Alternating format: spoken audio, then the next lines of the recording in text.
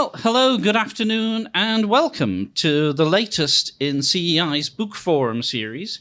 I'm delighted that today the focus of our attention is on Pivot or Die, the latest book by a longtime friend of CEI's, Gary Shapiro.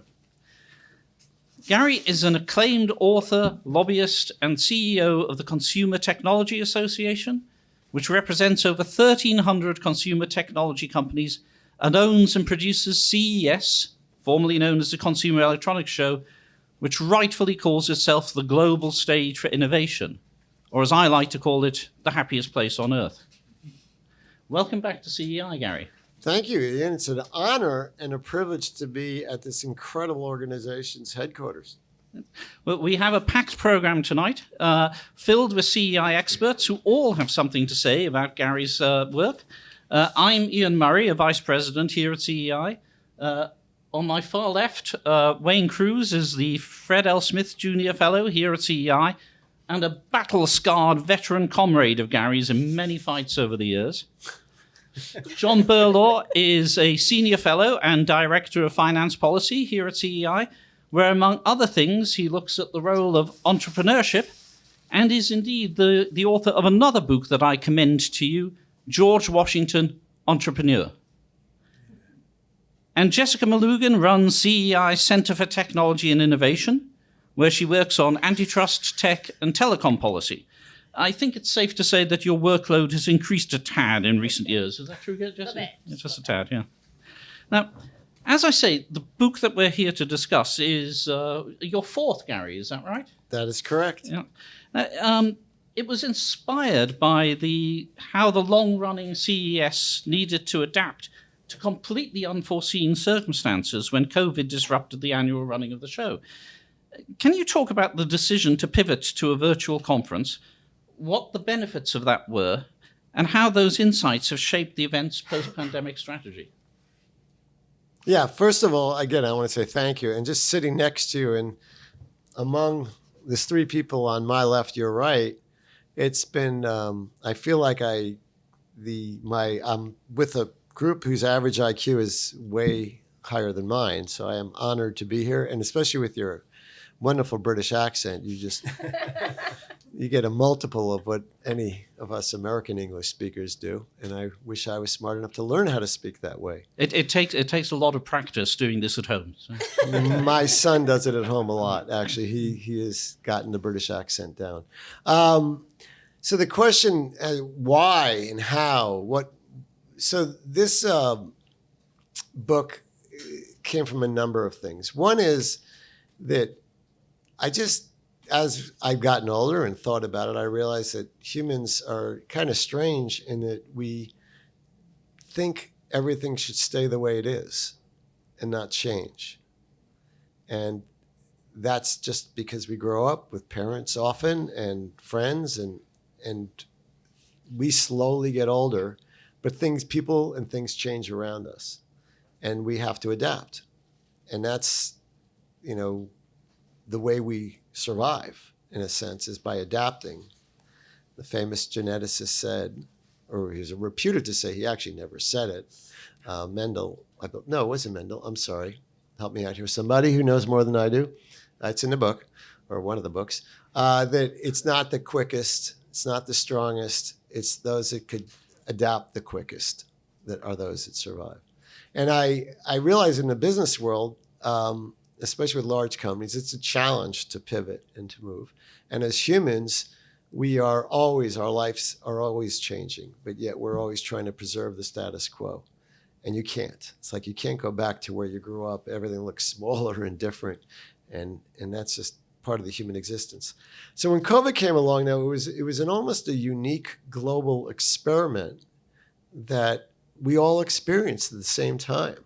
We all had to adapt rather quickly. And it's something that nobody who was alive at the time had ever really done in such a dramatic way. I mean, certainly people have survived and lived through wars and other things, but and there have been other pandemics, but not since I think the Black Plague there've been one so global that was creating history. So It was a big deal. And what I liked about it, I didn't like anything about it, to be honest. Although I got to spend more time with my family, that was good. But the silver lining in that cloud was that we actually, not only did we adapt, but businesses across the world adapted, and they went in different directions. And for us, we had to adapt immediately. And I talk about in the beginning of the book how, by sheer coincidence, I didn't reveal the secret of how she was so good at it, but my wife, a surgeon, had just listened to a great course on tape about the Black Plague, actually, the bubonic plague.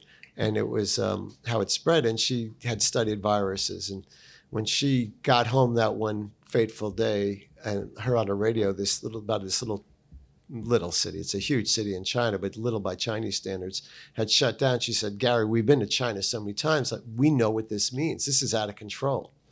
And it was out of control. She said, "This is going to come here." And that was a Friday. She spent the whole weekend talking about it and talking to other people who were all skeptical and thought she was crazy. But I believed her. She convinced me. And from that moment on in January even at our early February, we had our investment committee, a subset of our board, meet. And she had been going to the meetings regularly at the invitation of the chair. She asked to speak, and she said, "You guys are in the Kubler-Ross stage of denial. This is not about your China supply chain. This is coming here. You can't stop it. There's no possible vaccine for at least a year. And there's going to be social unrest and all these other." And she scared the heck out of half the people in the room. The other half thought she was just crazy. But history bore her out very quickly. By March, when our actual board met the first week in March, the entire discussion of our meeting was focused on, even though no one had gone to virtual yet, was how we plan for canceling the physical CES in January. And if we don't cancel, we will go, in any case, we would go hybrid. So we started immediately looking at how we go purely digital. And for an organization that produces the largest physical business event in the world, with 140,000 people, at least a third of them from outside the United States, and dealing with unions and buses and all the limousines west of the Mississippi and all the physical things we have to do to build 4,000 booths, or our exhibitors build them. Going purely digital was a huge transformation.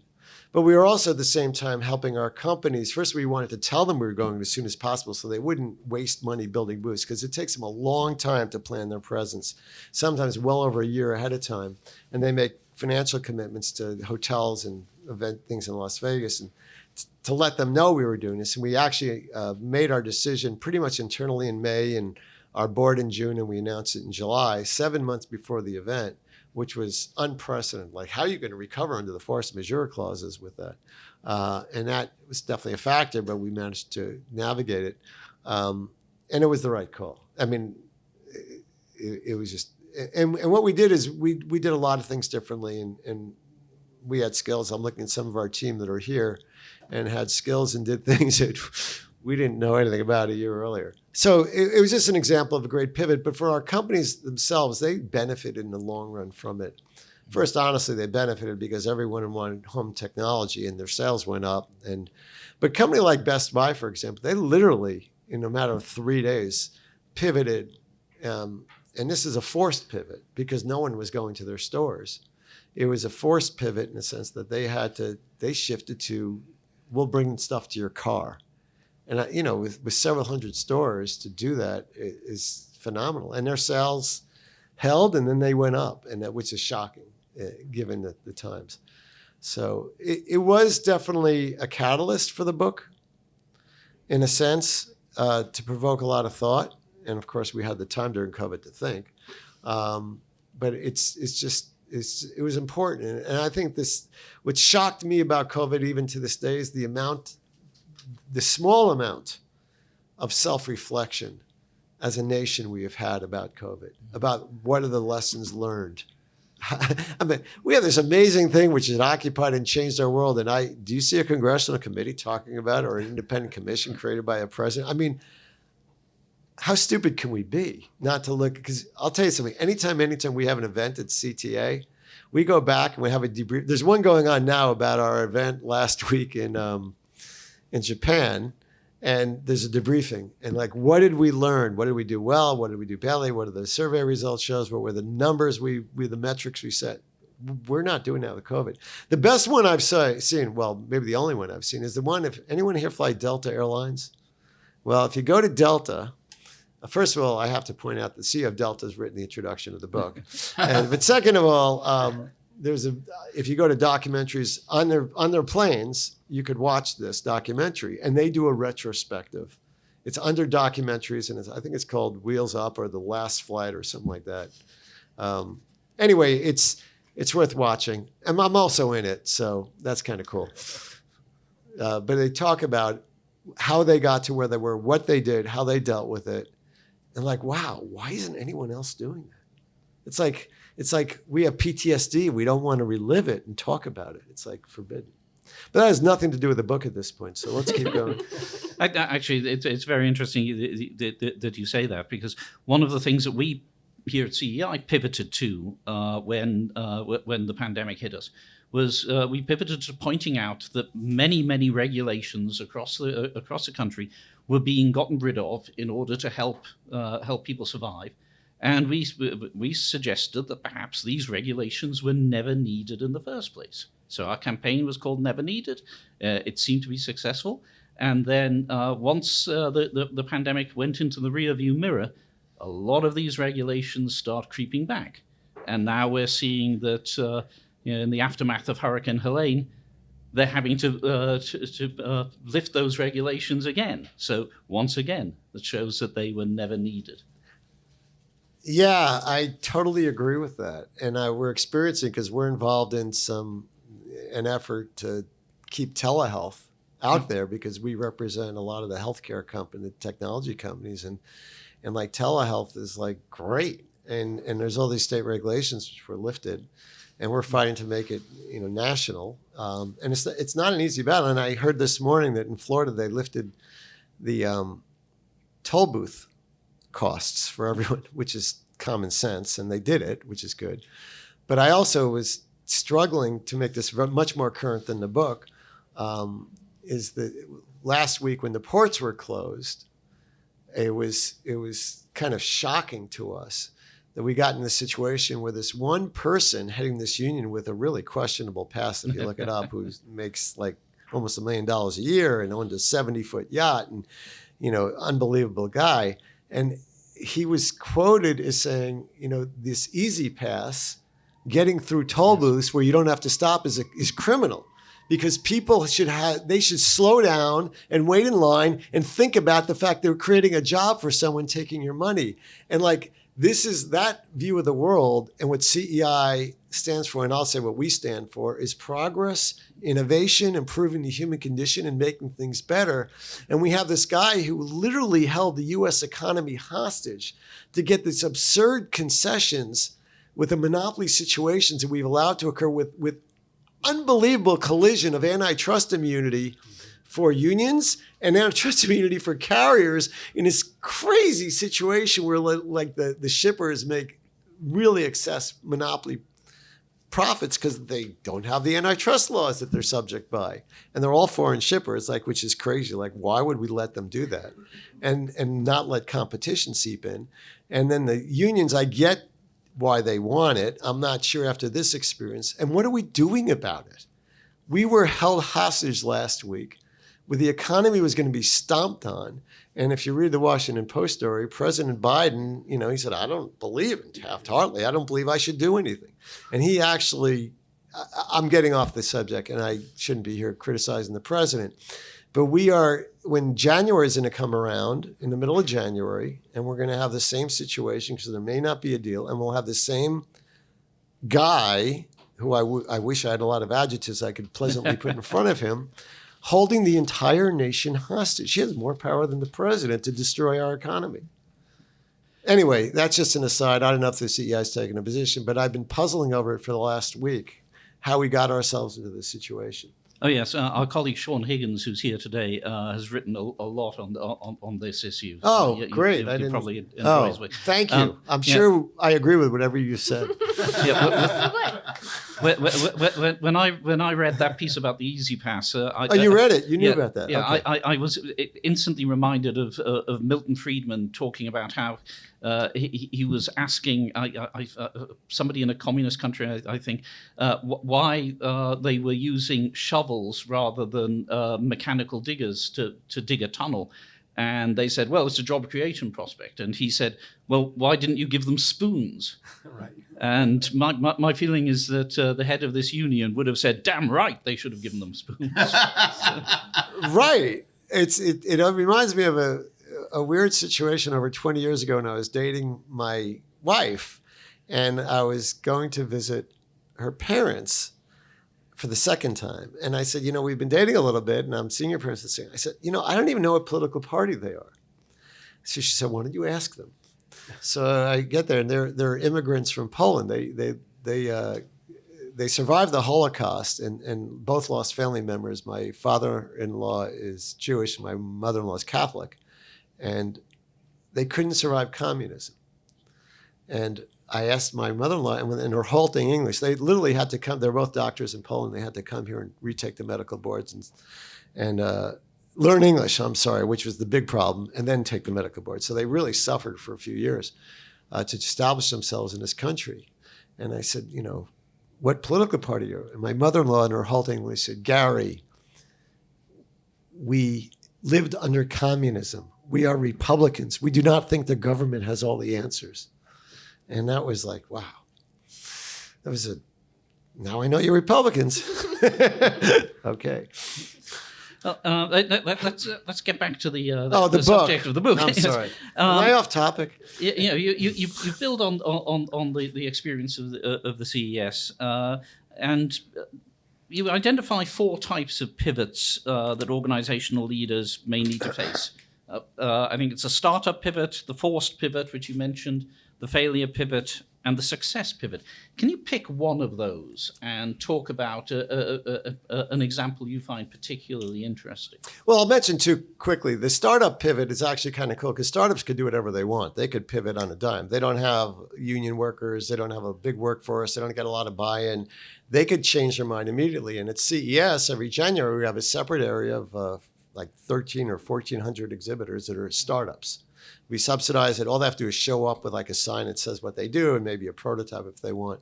And we supply everything.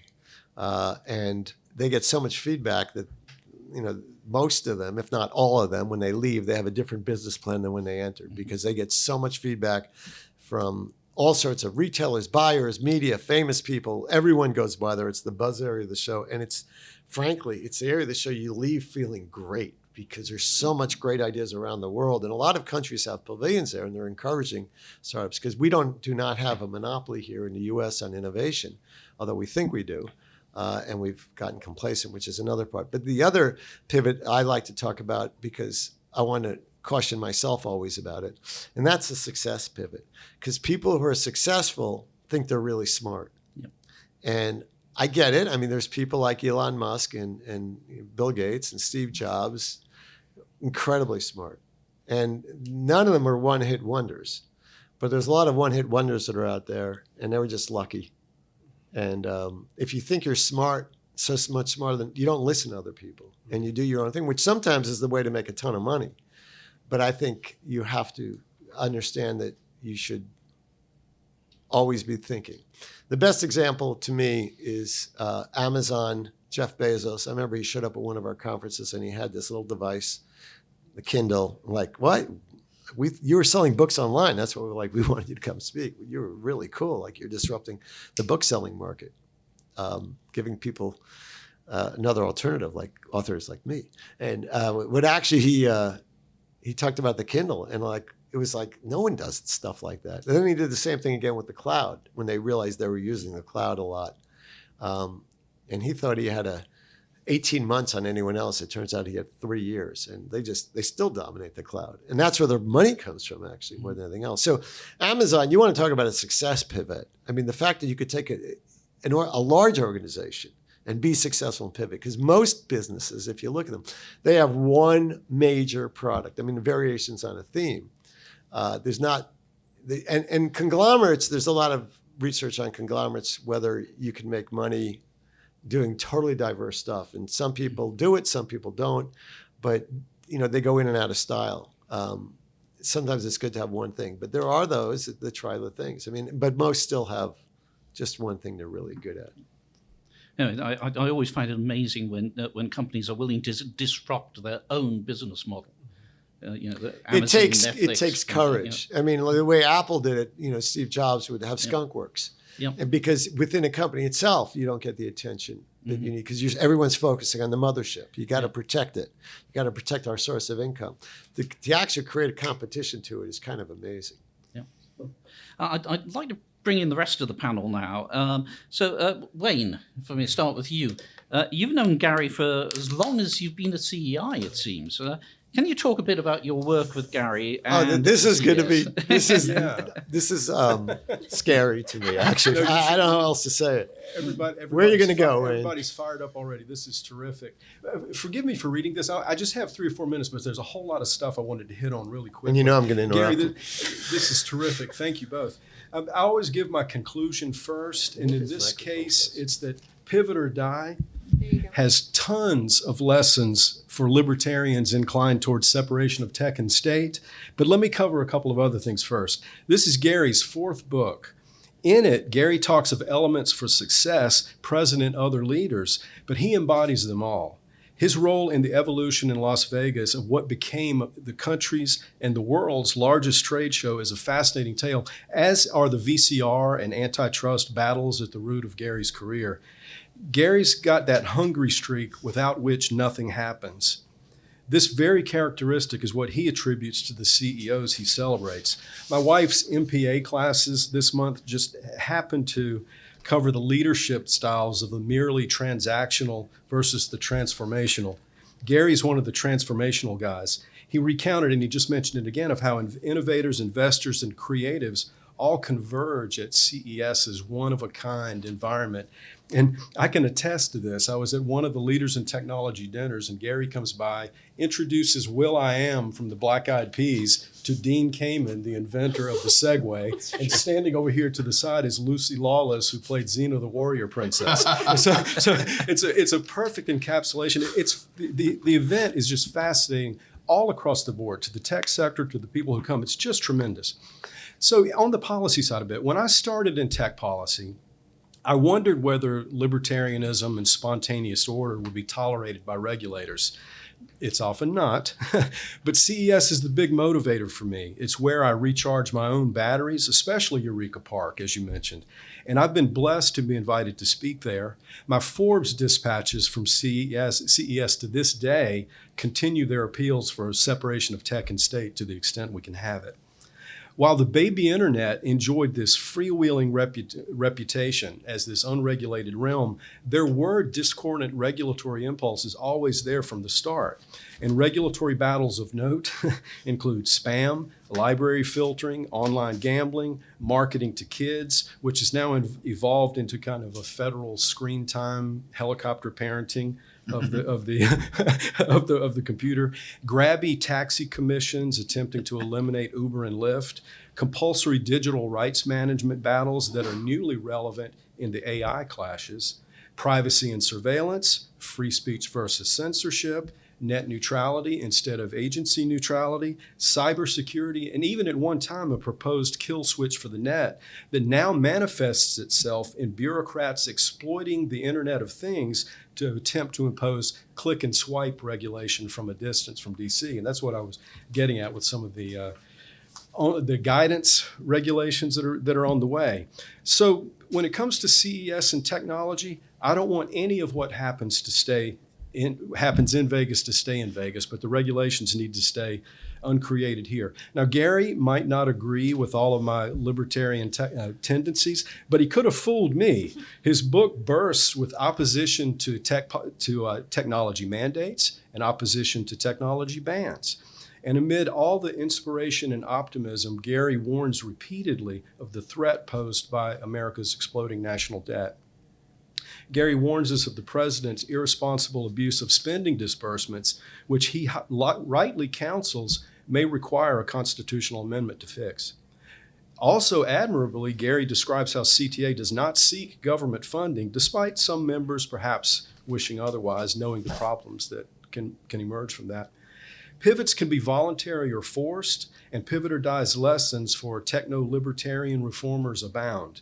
The pivotal problem, to me, often is ill-defined property rights in technologies and networks. You know, our Fred Smith would often say we tend to be good at deregulating goods and services flowing across grids and networks, but not so great always at deregulating networks themselves and having those flourish and duplicate and expand.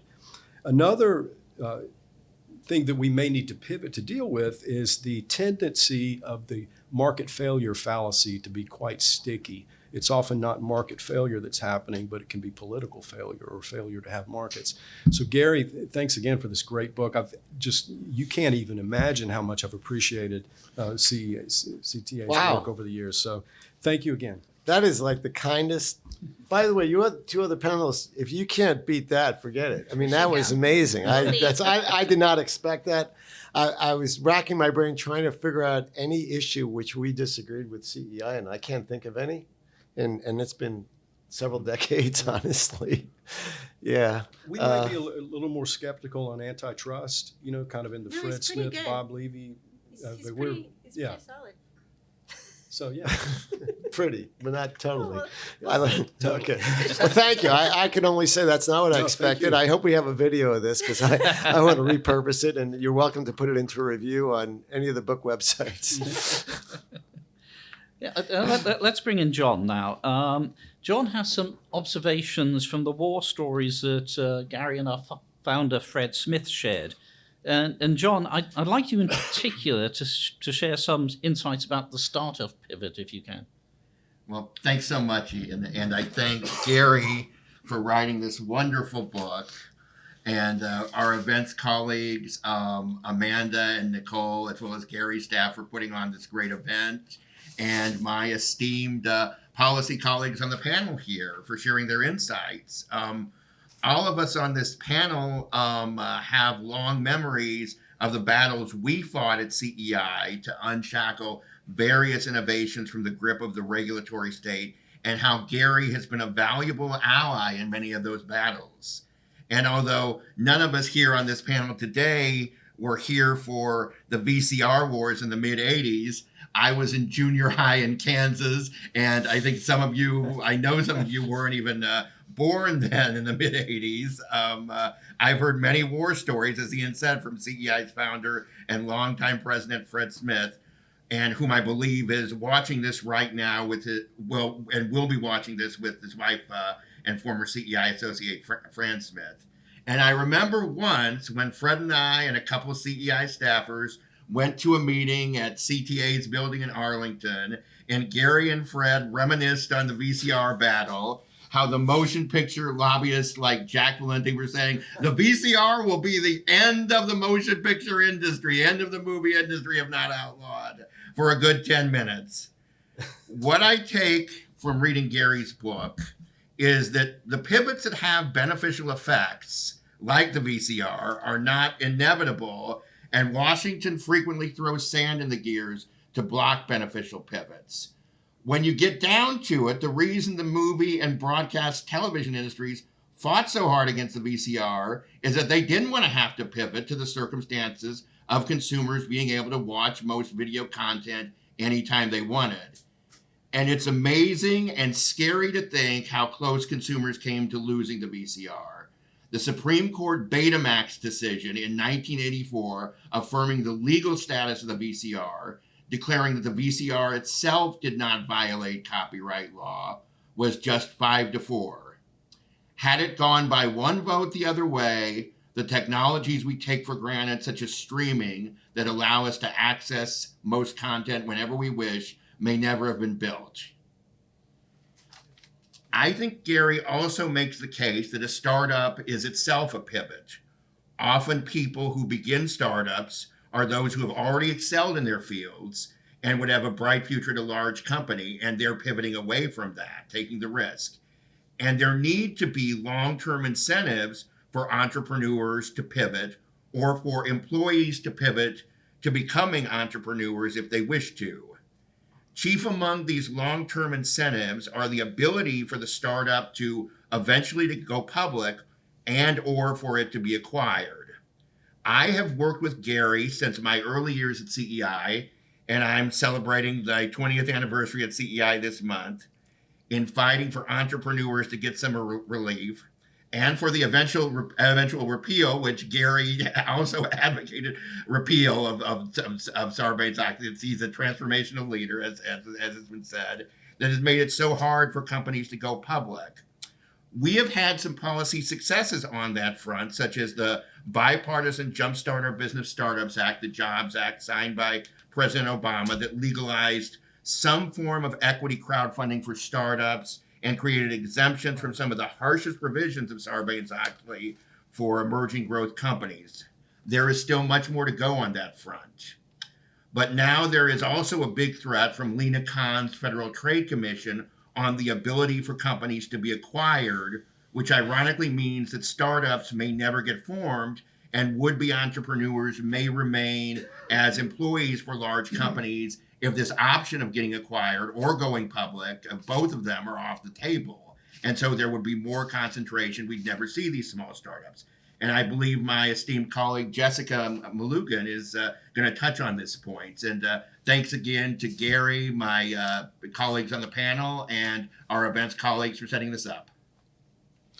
Wow. Yeah, I think that's a great rendition of what occurred. It was a 5-4 decision, and we were a scrappy bunch of people that no one took seriously, frankly, because the Motion Picture Association at the time was the strongest lobby in Washington, and they just laughed at us. But we had our own stuff. We were just a bunch of misfits that were put together. Ron Brown, who became Secretary of Commerce and head of the Democratic Party and tragically died as Secretary of Commerce in a plane on a trip abroad. David Rubenstein, who started the Carlyle Group. And Ron and I were laughing at him when he explained it to us at the back of a Japan bus, like, yeah, David, you're going to do that. But he did it. And he became one of the wealthiest people. But we were fighting, along with some number of lobbyists and other very smart lawyers, against it was the benefit of diversity versus homogeneity, if you want to know the truth. They were arrogant, and they thought they'd get everything. It was the Motion Picture Association and then the Recording Industry Association. And they always got their way. And they didn't this time, because we kept fighting on the substance and fighting on the fact that our goal was to make sure that we could not lose. And they were pushing a ban on video rentals.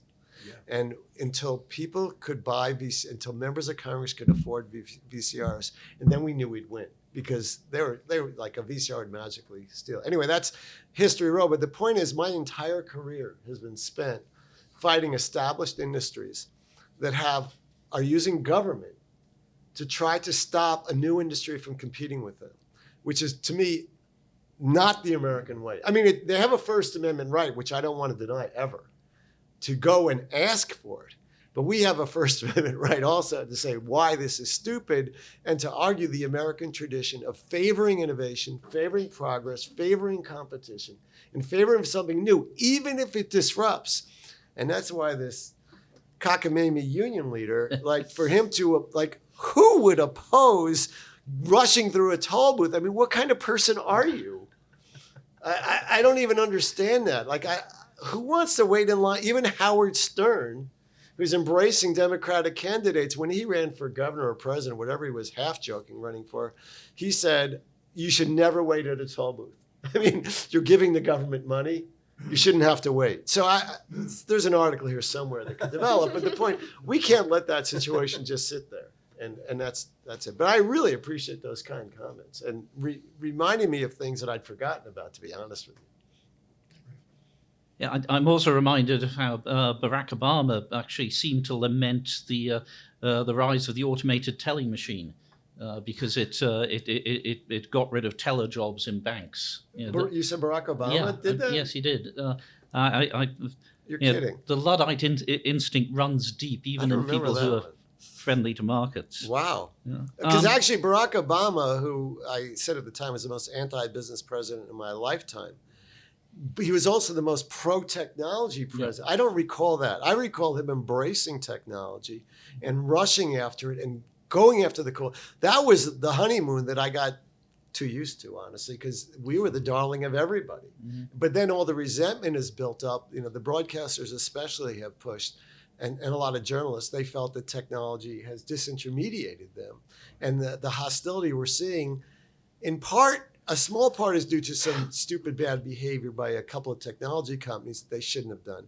Most of it is due to being fueled by these anti-technology industry groups that have had years of resentment, and they push through horrible things, especially, frankly, those that control the media, broadcasters, and a lot of the journalists themselves who feel disintermediated.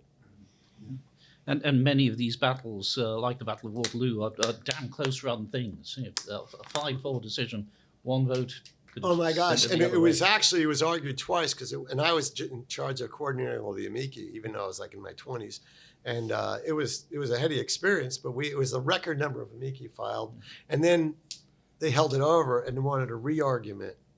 And you know, history has shown that it was just like one person, because it was the Magna Carta for innovation, because that allowed all those things you talked about, plus things like copying machines and camera. I mean, a lot of technology we just take for granted today. If we had choked off that immigration with that one vote, I don't know where we'd be. I think other countries probably would have gotten there first, but the U.S. is the market where the technology is introduced, because it's such a grand, welcoming, one language, national market that's allowed us to get things at a reasonable price and everyone wants to come here first. I'll let you speak. You looked at me like, Gary, you know, what am I, potted plant? You want to let her speak or what? Come on. But, yeah, Very happy potted plant. This is because at CEI we save the best to last. Okay. So, so Jessica, you have some thoughts about what Gary says about the emerging technologies shaping our world and how the US must pivot, some of which relate to what John has been saying. And how do we solve for another great concept that occupies a lot of thought here at CEI, the innovator's dilemma? Yeah, I do want to talk. And I will say, though I don't have a long history with Gary like these two, I will say that ever since we met, we've spent every day together, Gary. That's Gary true. and I met yesterday at a different event. And I think he's a little afraid that I was here today.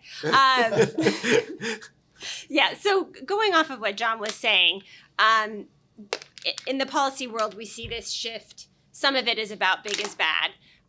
But some of it also just feels anti-disruption, anti-innovation. And I was very interested in Chapter 8, where you talk a little bit about that.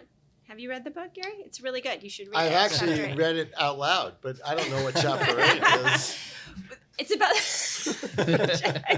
I don't know it by chapter. I mean, why is that important? Just about the policy pressure and the effect it's having on the startup being acquired virtuous cycle we see in Silicon Valley. And by the way, it's not just in Silicon Valley. It's also in the biomedical field, where you see, you know, these little startups happen, and their job is to solve one disease, to treat one problem.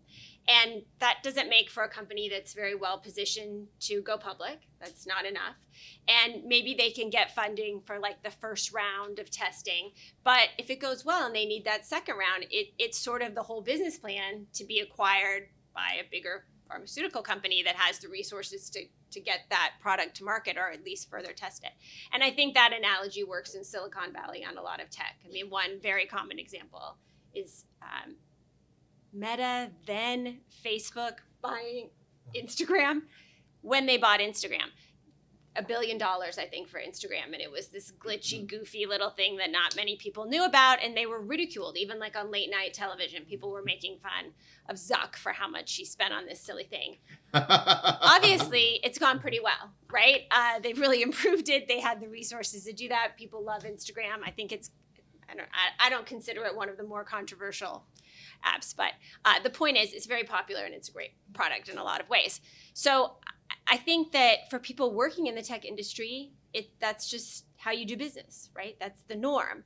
But for so many people here in the policy world, they've decided that that's, you know, not just wrong. They don't really have great arguments for why it's not efficient either. It just is evil.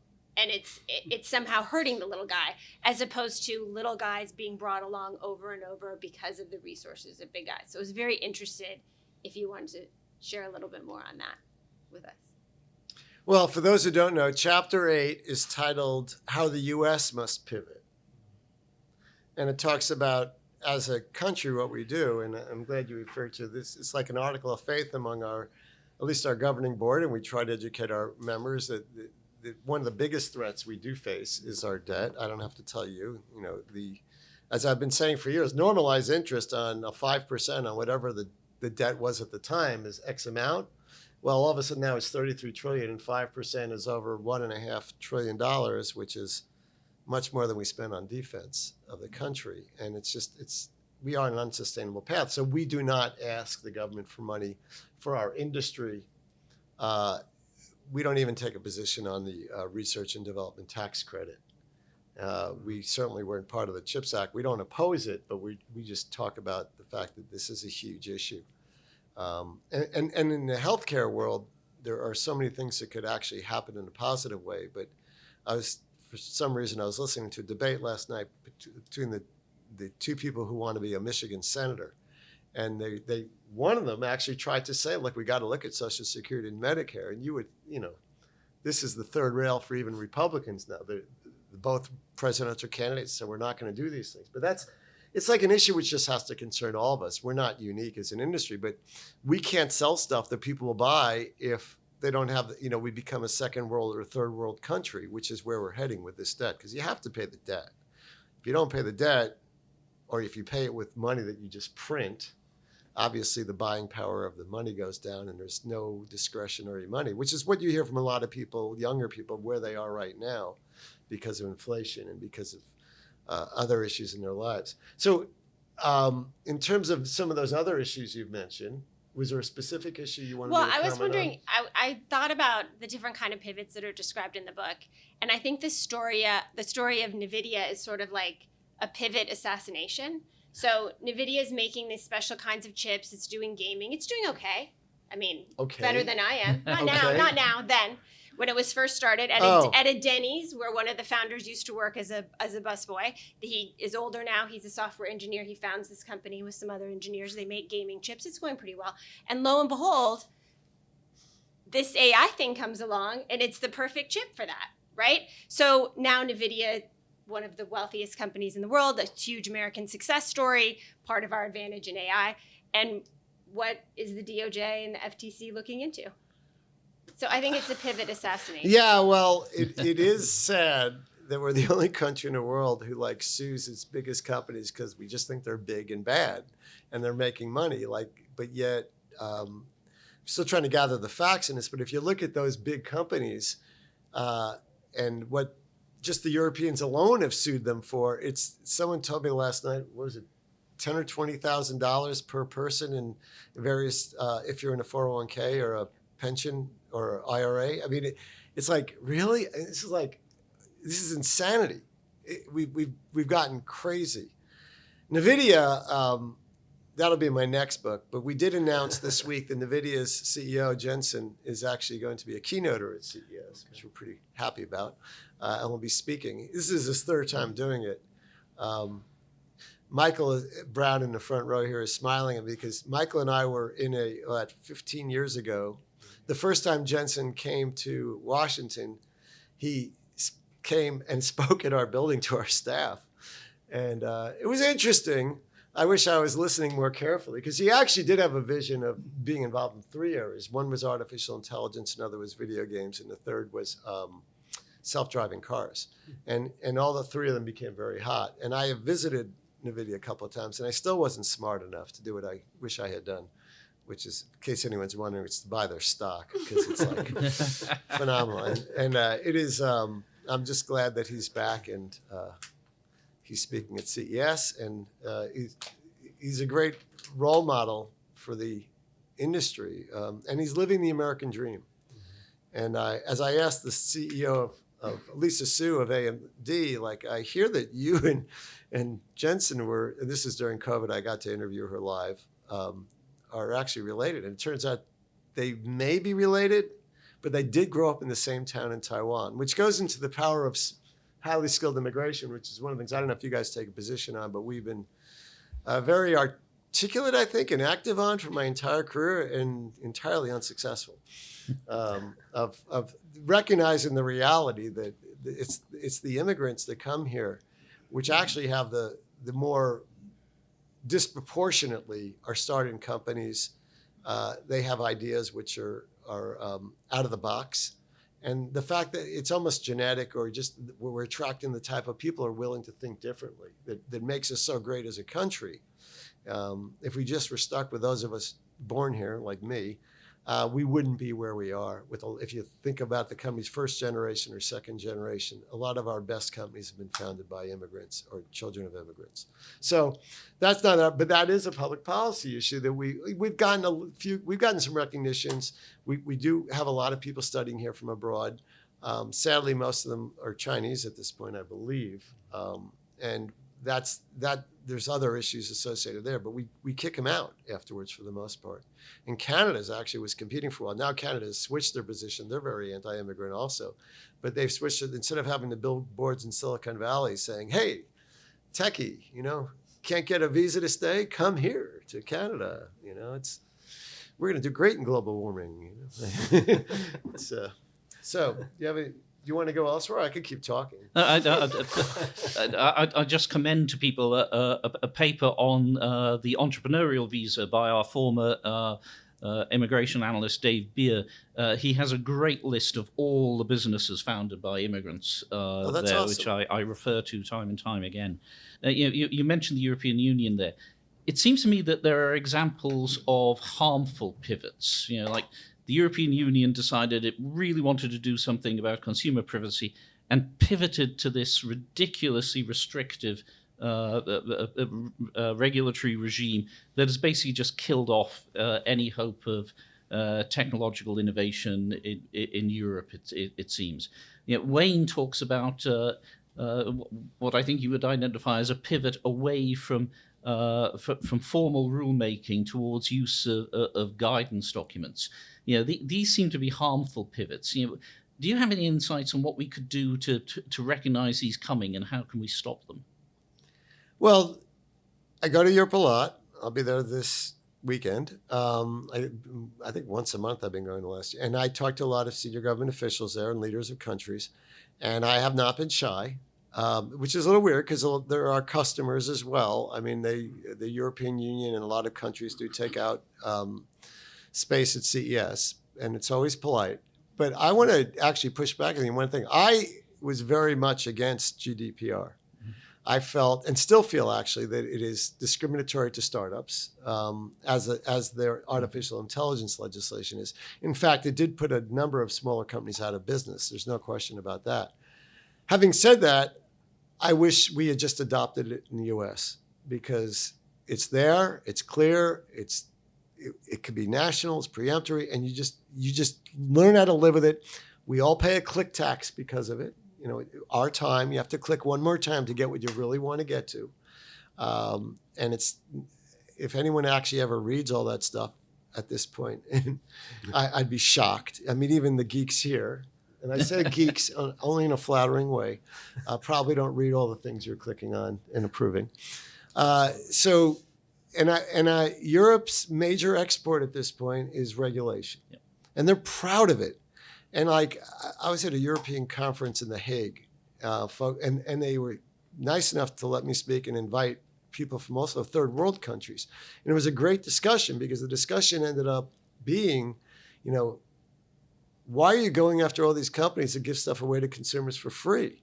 Is what I raised. And the third world countries, a number of people said, yeah, we don't have access to this otherwise. You're giving us something free that we need to access information.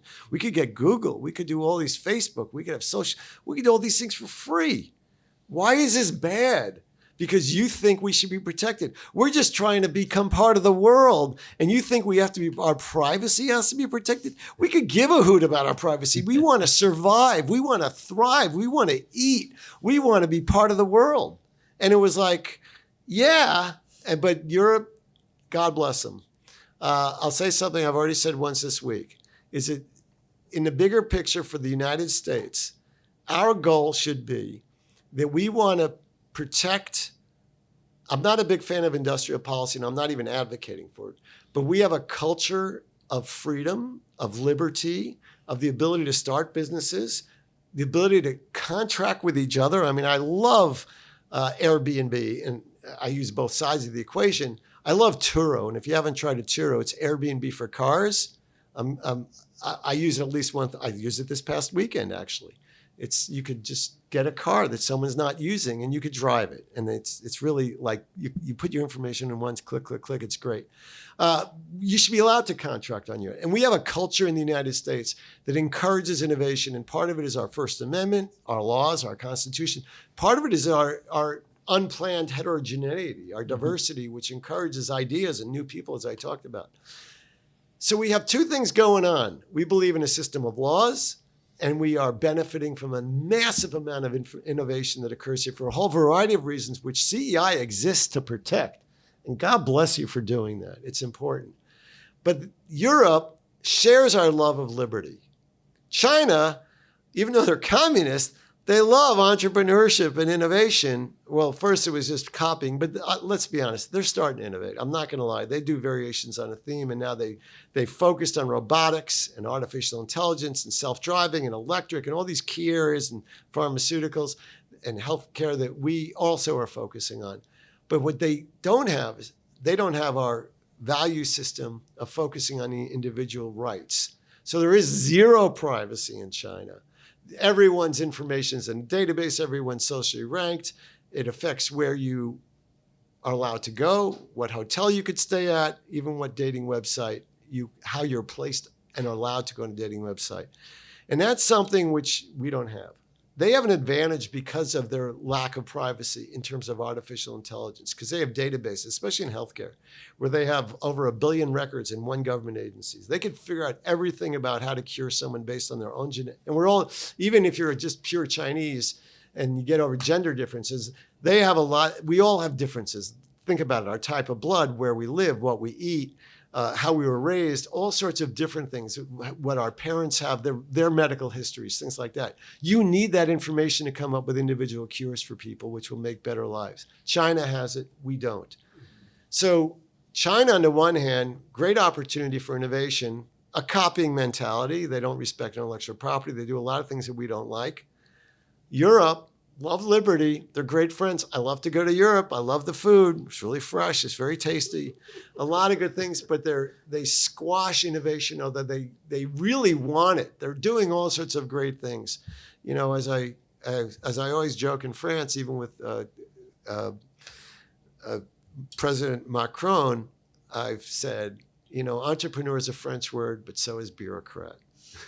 So it's a reality, and they have so much there because they do a lot in so many different ways. If you think about perfume, food, wine, art, music, and a very well-educated population, France is there. Italy is also great. Anyway, I don't want to wax eloquently about these things, but the U.S., we gotta be in the middle. We got to be, as I've given the example too many times, and some of you, of course, have heard.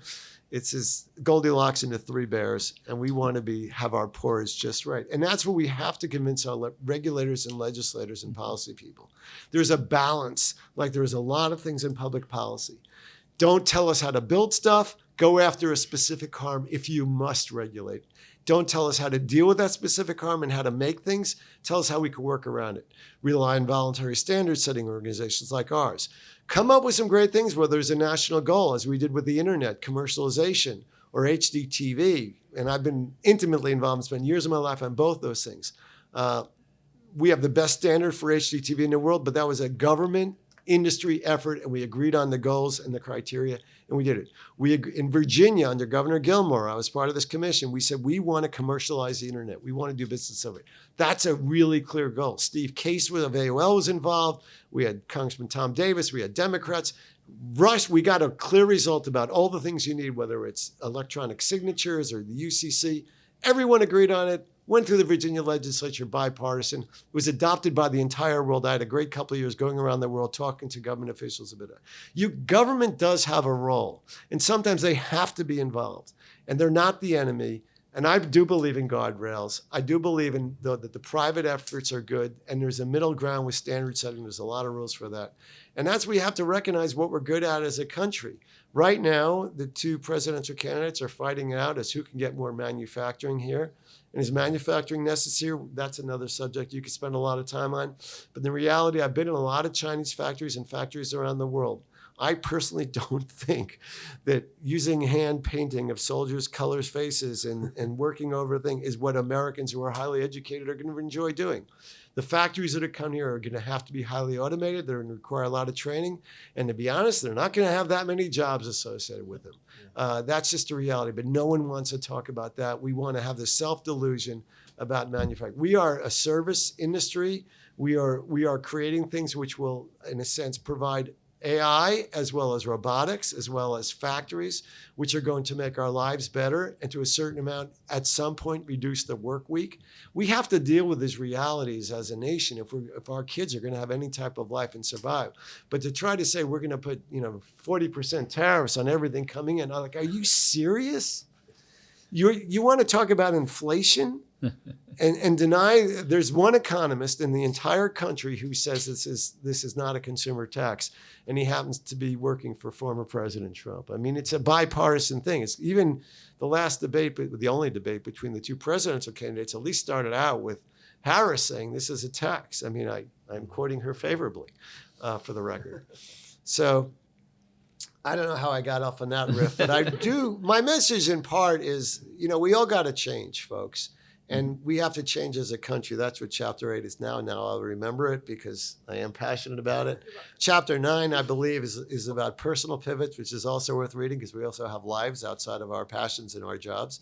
And that's something that's worth reading about how you make those type of decisions in life. If you would join with me in giving our panel, and particularly Gary, the round of applause they deserve.